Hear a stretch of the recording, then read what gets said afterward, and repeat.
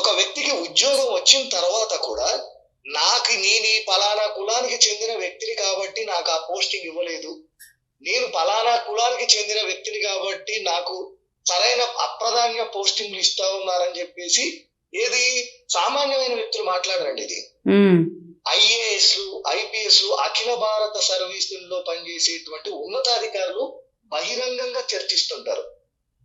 కేవలం IAS, IPS officers మాత్రమే కాదు, మన యూనివర్సిటీస్ లో ఆఖరికి వైస్ ఛాన్సలర్ల నియామకాలు, ఏ విద్యా సంస్థల్లోనైతే మనం కులం ఉండకూడదని మాట్లాడతామో, ఆంధ్రప్రదేశ్ నుంచి ఢిల్లీ జేఎన్యూ వరకు కులాల వారీగా విద్యార్థి యూనియన్లు తయారైపోయాయి, ప్రొఫెసర్స్ యూనియన్స్ తయారైపోయాయి.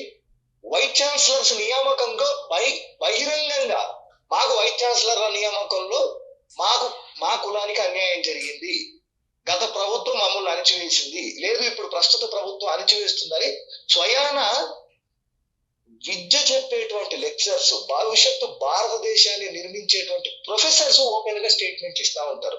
ఈ దేశంలో కులం ఉంది, కులం అనేది ఒక సత్యం, దాన్ని ఎవరూ కాదనలేనటువంటి సత్యం.